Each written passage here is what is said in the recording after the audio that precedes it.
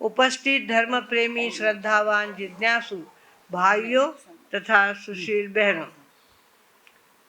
इन दिनों हम लोग ज्ञानी के 10 लक्षण देख रहे हैं। उसके अंदर अक्रोध देख लिया, अक्रोध वैराग्य जितेन्द्रियत्वम्, क्षमा दया शांति सर्वप्रियत्वम्, निर्लोभिदाता भय शोकहर्ता, ज्ञानी नराणां दशलक्षणानि। अक्रोध को हमने देखा है, वैराग्य हमने देख लिया, और कल देखा इंद्रिय जीतता। एक इंद्रिय इतनी तकलीफ देती है, जान तक लेती है, तो पांचों इंद्रियों में जो अटका है उसका क्या हाल होता होगा, ये कवि ने चिंतन किया है। अक्रोध वैराग्य जितेन्द्रियत्वम। आगे आता है क्षमा। क्षमा के विरुद्ध होता है क्रोध। एक होता है क्रोध और दूसरी होती है क्षमा। एक आदमी इतना ज़्यादा क्रोध करता है, बात बात में क्रोध करता है, गिलास ढुल गई तो क्रोध, कटोरी की आवाज़ आई तो क्रोध, बात बात में जो क्रोध करता है उसकी चेतना पत्थर जैसी बन जाती है। जो क्रोध करता है उसकी चेतना कैसी बनती है? पत्थर जैसी बन जाती है। पत्थर में अपना मुंह दिखता नहीं है। और वही क्षमा की साधना जो करता है उसकी चेतना दर्पण जैसी हो जाती है। अपना चेहरा वो खुद देख सकता है, मतलब अपना अनुभव, आत्मा का अनुभव ले सकता है, दूसरे के मन की बात जान सकता है, दूसरे के मन जैसा दूसरों को शांति देने वाला वर्तन वो कर सकता है।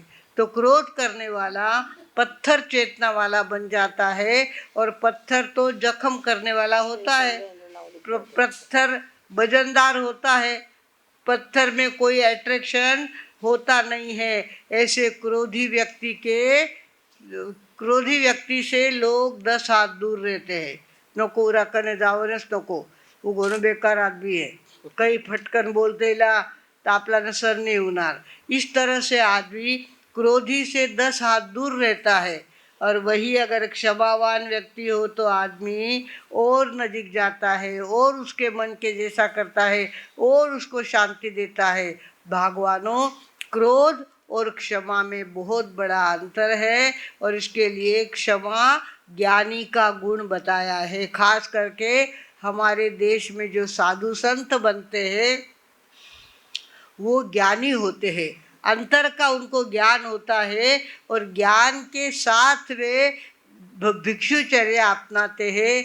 एकनाथ महाराज थे हमारे, एकनाथ महाराज जो भिक्षा लेने के लिए जाया करते थे। साधु हो जाता है, वो अपना घर गृहस्थी बसाता नहीं है और अपनी भिक्षा ले आता है। तो वो भिक्षा लेने के लिए गया था, तो एक बहन घर को पोता लगा रही थी, घर को पोता लगा रही थी, मतलब घर सारव रही थी, कुछ भी कहो। तो वो कपड़े से सारव रही थी घर, और ये आया, मैया भिक्षाम देई, मैया भिक्षाम देई। मेरे कुठून सकाळच्या पार येऊन जातात कोणा ठाऊक, आणि कान बहिरे करून टाकतात म्हणे, काम सुधरू देत नाही, भिक्षाम देई भिक्षाम देई। काय भिक्षा द्यायची, सकाळच्या पारी आणा। आणि तिने काय केलं, रागात आली आणि आपल्या हातातला जो पोचारा होता ना तो त्याच्या अंगावर फेकून दिला। नामदेव महाराज ने तो पोचारा प्रेमाने, एकनाथ महाराजांनी प्रेमाने तो पोचारा हातात घेतला। हातात घेऊन नदीच्या काठी गेले, तिथे जाऊन तो पोचारा धुवून काढला। धुवून काढल्यानंतर त्याचे धागे काढले, आणि धागे काढून त्याला दिव्याला लावण्याच्या वाती तयार केल्या। काही का असेना, बाईने दिलं तर खरी ना, पोचारा का असेना दिला ना तिने, तिचा हात असा झाला ना, त्याला महत्त्व आहे। तर अपने को अच्छी बात है। वो उन्होंने शाम को मंदिर में जाकर उसकी वात तैयार करी और बत्ती उस दिवे में लगाई, दीपक में लगाई। सारे लोग देख रहे थे। दिव्याला आज वात वेगळीच लावली, वात कापूस नाही आहे, आज दुसरंच काहीतरी आहे. आणि इथं एकनाथ महाराज काय सांगत होते, ज्या बाईने मला पोचारा दिला आहे त्या बाईचं कल्याण हो, त्या बाईला सुख मिळो, त्या बाईला शांती मिळो. तिचा हात असा तर झाला ना, असा तर झाला ना, तिचा दिलेला कपडा मला देवाच्या दारी वात म्हणून उपयोगी करता आला, म्हणून त्या बाईचं कल्याण हो. और योगा योग ऐसा कि वो बाई पीछे खड़ी थी, वो बाई पीछे खड़ी थी, वो तो साष्टांग दंडवत एकनाथ महाराज के चरणों में डाल के बोली, महाराज मी तर रागा रागा तुमच्यावर पोचारा फेकला होता, तुम्ही त्याच्या वाती तयार केल्या आणि वाती देवाला लावल्या. बापरे, किती मोठी क्षमा तुमच्यामध्ये आहे. भाग्यवंतांनो, क्षमा हा गुण संतांचा खास असला पाहिजे. संत रागीट नसावे, संत क्रोधी नसावे, संत शाप देणारे नसावे, संत शांति देनारे असावे. इस तरह से हमारे एकनाथ महाराज ने उस बाई का जीवन बदल दिया. हमेशा के लिए उस बाई ने गुस्सा करना भुला दिया. जो भी कोई साधु संत आए बड़े प्रेम से वो उनको भिक्षा देती, कुछ न कुछ थाली में ला करके उनको देती और तब उसको शांति होती थी. भगवानों, हमें चाहिए हमारे जीवन में हम क्षमा की साधना करना सीखे. ज्ञानी का लक्षण है क्षमा की साधना करना. एक बार अगर आप क्षमा करते हो, एक बार किसी के क्रोध के बदले में आप क्षमा करते हो, तो 1 महीने के उपवास करने से जो फायदा होता है वो फायदा एक बार क्षमा करने से होता है. क्षमा, आप पूछते हो क्यों, क्या बद्दल भाव्याने बोला, हुईने क्या बद्दल बोला, माने बोलना સાથે માતવ્યાને आज डबल बदलो लेवा कटे तरी जरी जीव सोरो होईला, करो जीव सोरा करता करता त्रास थाने हुईला, दूसरा ने किने वे नहीं. भगवानों, 1 महीने के तपस्या का फल एक बार क्षमा करने से होता है. इसके लिए हमारे रामदास स्वामी ने कहा है, न से गर्व अंगी सदा वीतरागी, क्षमा शांति भोगी दया दक्ष योगी, न से लोभना क्षोभना दैन्यवाना, यही लक्षणी जानिजे योगी राणा. योगी राणा मतलब योगियों में जो मुख्य होता है वो सद्गुणों का पिंड होता है. सद्गुणों की साधना करता है. बाहर से फकीर होता है, बाहर भिक्षा ला के खाता है, पर अंदर में सद्गुणों का संचय वो करते रहता है. भगवानों, आदमी का नरस्य भूषणम रूपम, रूपस्य भूषणम गुणम, गुणस्य भूषणम ज्ञानम, ज्ञानस्य भूषणम क्षमा. नर का भूषण क्या है? रूप. सुंदर दिसणे अशा तर अजून चोखा दिसे. तर नरस्य भूषणम रूपम, रूपस्य भूषणम गुणम. त्याच्यात उसमें अगर वो गुण हो तो फिर देखना ही क्या है. गुणस्य भूषणम ज्ञानम. गुण तो है साथ में ज्ञानी भी इतने हैं, समय पे क्रोध नहीं करते, समय पे मन पर कंट्रोल कर लेते हैं, समय पे शांति रखते हैं. तो क्या कहा, गुणस्य भूषणम ज्ञानम और ज्ञानस्य भूषणम क्षमा. ज्ञान का भूषण क्या है? चाहे जितने ज्ञान हो, चाहे बड़े पंडित बन गए हो, पर अगर उनके अंदर क्षमा का गुण ना हो तो ज्ञानस्य भूषणम क्षमा. ज्ञान का भूषण क्या होता है? क्षमा होती है. भगवानों, हमें भी अपनी जिंदगी में क्षमा की साधना करनी है. हर घर में अगर क्षमा की साधना होती रहे तो देखते देखते घर स्वर्ग बनते देर नहीं लगती. बात छोटी सी होती है, बात इतनी सी गिलास ढुल गई, इतनी सी कटोरी बच गई, इतना सा कुछ हो गया और तुरंत घर में कोई गर्म होने वाला हो तो वो इतना गर्म हो जाता है बेचारी से। एक भूल हुई थी और दूसरी भूल होते देर नहीं लगती। हमें चाहिए घर घर में क्षमा का दान कुदरत देती रहे और हमें क्षमावान बनाती रहे। भगवानों, क्षमा जिंदगी का बहुत बड़ा सौभाग्य है।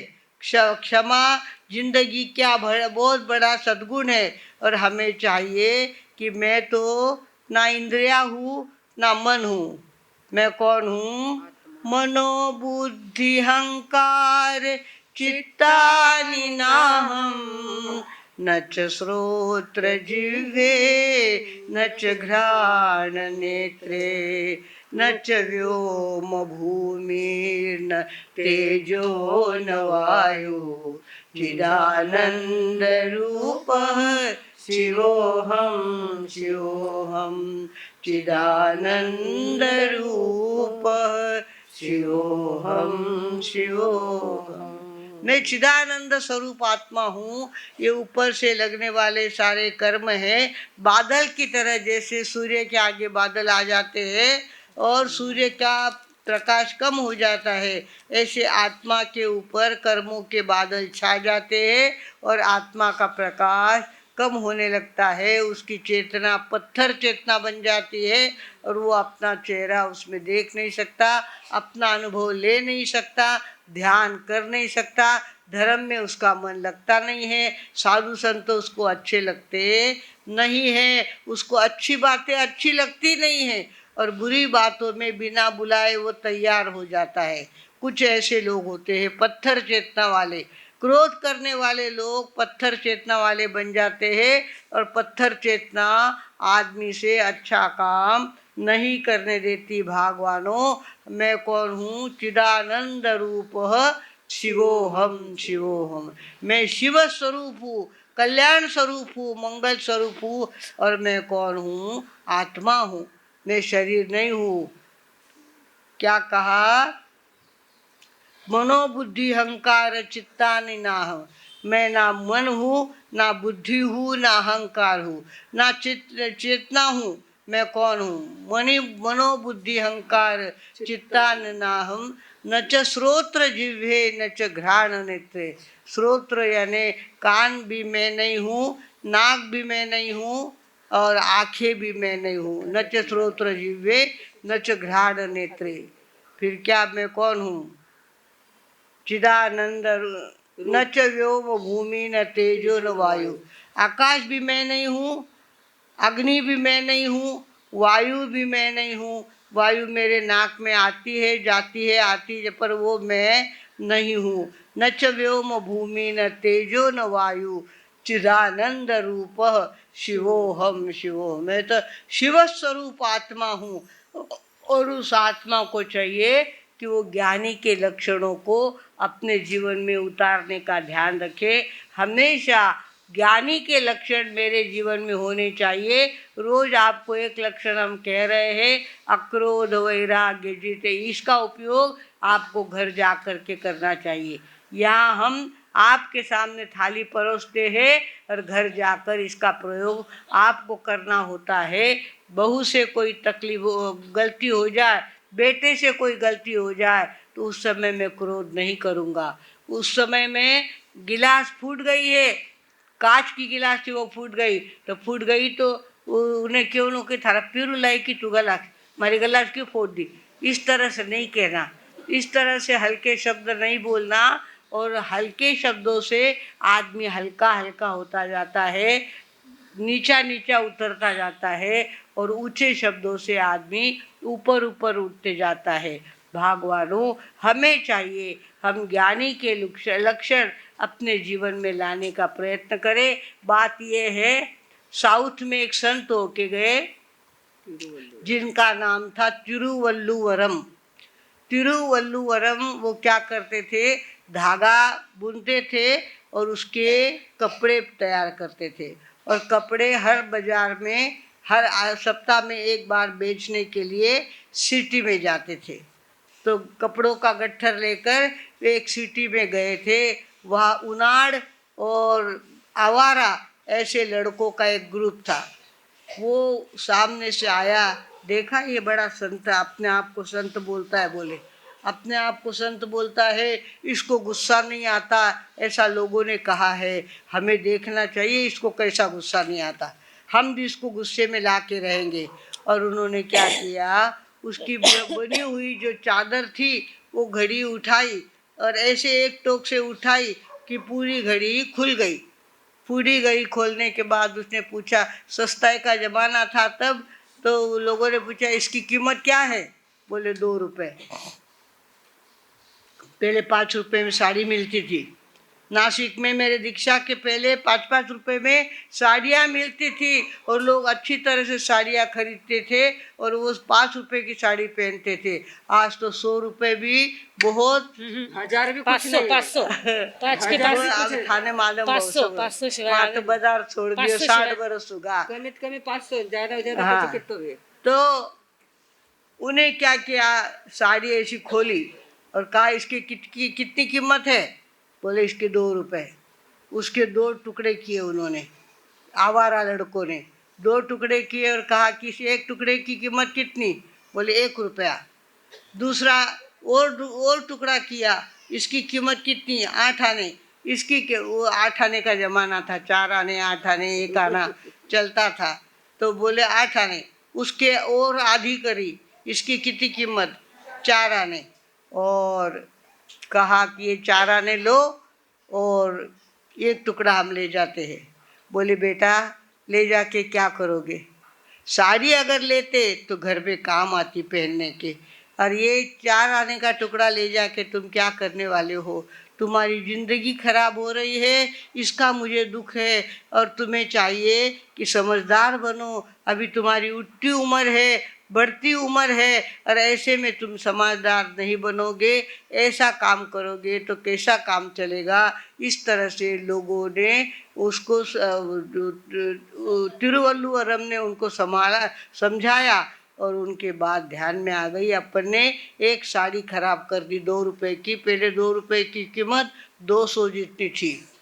पूरा घर 1 रुपए में चलता था। सवेरे से शाम तक पूरा घर का खर्चा 1 रुपए में चलता था। 1 आना पावशेर, कोई भी भाजी ले जाओ, कोई भी सब्जी लो, 1 आना पावशेर। और 1 आने के 6 पैसे के 2 नींबू मिलते थे। एक कोथिंबीर की जोड़ी तब छोटे थे और तब बाजार में जाते थे, तब हमने सुना हुआ है, देखा हुआ है ये। तो इस तरह से इतनी सस्ताई थी तब। और उन्होंने कहा ऐसा मत करो, ये गलत काम है, तुमने ये तो ठीक है। उनको गुस्सा नहीं आया। तिरुवल्लुवरम को पूरी साड़ी फाड़ दी तो भी गुस्से का नाम उनके ज़िंदगी में आया नहीं। वो उतने ही शांत रहे। और लड़कों ने कहा अरे अपन ने सुना था, वैसा ही निकला। अपन ने सोचा था कि आदमी गुस्से में आएगा, इसकी साड़ियों के टुकड़े करेंगे तो ये गुस्से में भर जाएगा, हमको गालियाँ देगा, पर इसने तो कुछ नहीं किया, उल्टा हमको समझा दिया। देखो ऐसे भी लोग होते हैं, हमें भी अब आज से गुस्सा नहीं करना है, किसी की छेड़खानी नहीं करनी है। इस तरह से उन्होंने भी अपने ज़िंदगी में ज्ञानी का वो लक्षण कौन सा? क्षमा। क्षमा का लक्षण। और क्षमा का लक्षण जिंदगी में उतरता तब है जब अंतर में आत्मा में हम उतरते हैं। तब आत्मा में उतरना एक बात है और ध्यान की पोज करना दूसरी बात। ध्यान की पोज करके बैठ गए और दुनिया भर का चक्कर लगाने लग गए तो वो उसको ध्यान नहीं कहते। ध्यान के अंदर आत्मा में उतरा जाता है। हमारी यहाँ पे ये कला भगवान महावीर ने प्रैक्टिकल की थी। भगवान महावीर ने 12.5 बरस तक साधना करी और खड़े हो गए तो खड़े हो गए, फिर खुजलाने के लिए उन्होंने हाथ नहीं हिलाया, अपना पैर नहीं हिलाया। चाहे जितनी बरसात हो, चाहे जितनी गर्मी हो, उसको सहन करते रहे, पर कभी उन्होंने उनकी अपनी स्थिरता कंपित नहीं हुई। भगवानों, हमारे भगवान महावीर ने 12.5 बरस तक ये साधना करी और आखिर में वे आत्मा में उतर गए। आत्मा में उतरना एक बात है, आत्मा अलग चीज है और बाकी सारा शरीर अलग चीज है। सारा शरीर पड़ोसी है, इसको हमने घर का समझ लिया है। मारो माथो दुखे, मारा पग दुखे, मारो जीव सोरो नहीं, कहते केवा शरीर वास्ते केवा। शरीर के लिए ये बातें हम कहते हैं, वास्तव में शरीर हमारा पड़ोसी है। न च श्रोत्र जिह्वे न च घ्राण नेत्रे न च व्योम भूमि न तेजो न वायु चिदानंद रूप शिवोहम शिवोहम। मैं कौन हूँ? शिव स्वरूप आत्मा हूँ। और मेरे ये कर्म मेरे आजू बाजू में इकट्ठे हो जाते हैं, जिस कारण से मुझे दिखना बंद हो जाता है, मुझे समझ में नहीं आने लगता है। कर्मों का आवरण जब चढ़ता है तब आदमी सुखी या दुखी होता है। भगवानों, हमें चाहिए हम अपने ज़िंदगी में कर्मों को कम इकट्ठा करें, कर्मों का संग्रह कम करें। इसके लिए अभी हमारे प्रज्ञा जी महाराज साहब ने कहा, पंखा चलता हो तो बंद कर दो, दीपक दिन के सूर्य के प्रकाश में चलता हो तो लाइट बंद कर दो। सूर्य के प्रकाश में कोई भी बात होती है तो उसको बंद करना हमारा काम है, चालू रखना हमारा काम नहीं है। नल छोड़ दिया, ब्रश करते रहे, जब तक आपका ब्रश चलता रहा तब तक नल का पानी निकलता रहा, ये गलत बात है। हमें चाहिए कि जब हमारा ब्रश पूरा हो जाए तब हम नल छोड़े और उसका पानी लिमिटेड पानी से अपना मुंह साफ करें। हम नल को व्यर्थ नहीं जाने दे। इस तरह से कुछ बातें समझदारी होती है, समझदारी की होती है, ज्ञानी लोगों की होती है।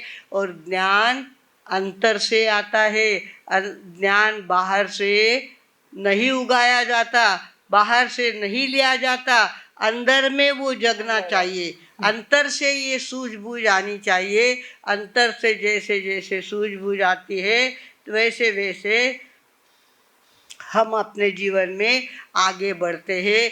कुछ लोग ऐसे क्षमाधारी हो जाते हैं, चाहे जितना उन पे गुस्सा करो उनको गुस्सा आता ही नहीं है या चिपकता ही नहीं है। बनाते तो अरे इसको कोई की गया काम वाले, ईगो हर्ट हो गया, अपमान हो गया, अरे बाई ने इसको की करके दियो मैंने, अरे अरे ऐसा कैसा कह दिया। इस तरह से हम नाक के टोक पे गुस्सा ना रखे, गुस्से को कंट्रोल करने की साधना करें। और जहाँ तक बने क्षमा की साधना मेरी ज़िंदगी में होनी चाहिए, मेरे घर में होनी चाहिए, मेरे बहू बेटों के साथ होनी चाहिए, मेरे काम वालों के साथ होनी चाहिए। काम वालों के साथ भी काम वाले गरजेपोटी ते काम करतात, याचा अर्थ ते काही मनुष्य नाही असा होत नाही, ते पण मनुष्य आहेत, त्यांना सुद्धा मान अपमान समजतो। और तुम तिकडे जा, इस तरह से कहना बड़ा आसान है। आपके हाथ में शक्ति है, आप उसको पगार देते हो, इसका मतलब ये नहीं कि आप उसका अपमान करो। अपमान करने से अपने जीवन में अपमान के चांस बहुत ज़्यादा आने लगते हैं।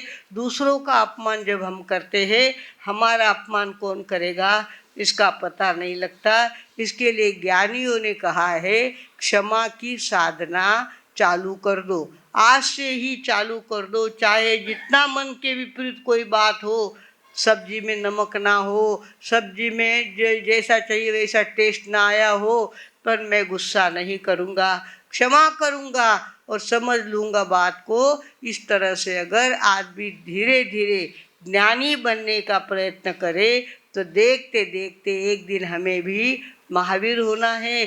63 शलाका पुरुष में हमारा नंबर लगाना है। हमारे प्रज्ञा जी महाराज साहब शलाका पुरुष का वर्णन कर रहे हैं, तीर्थंकरों की बात कर रहे हैं। 24 तीर्थंकर हो जाने के बाद चक्रवर्ती आएंगे, उसके बाद वासुदेव बलदेव बलदेव आएंगे, वासुदेव आएंगे। सबकी चर्चा हमारे प्रज्ञा जी महाराज साहब करने वाले हैं। भगवानों, हमें भी महापुरुषों के लाइन में हमारा नंबर लगाना है, हमको नीचे नहीं उतरना। अब हम जानवर नहीं होंगे, अब हम पशु नहीं बनेंगे, हमें तो कौन बनना है, महामानव बनना है। और महामानव बनने के लिए ज्ञानी के 10 लक्षण अपने जीवन में लाना बहुत जरूरी होता है। आप अगर इतना ध्यान रखेंगे, अपने जीवन में एक एक सद्गुण को बढ़ाने का प्रयत्न करेंगे, तो निश्चित रूप से इस जीवन में तो शांति मिलेगी ही, अगले जीवन में भी अनंत सुख मिले बिना नहीं रहेगा। इतना बोलकर अपने विराम लेती हूँ। ओम शांति।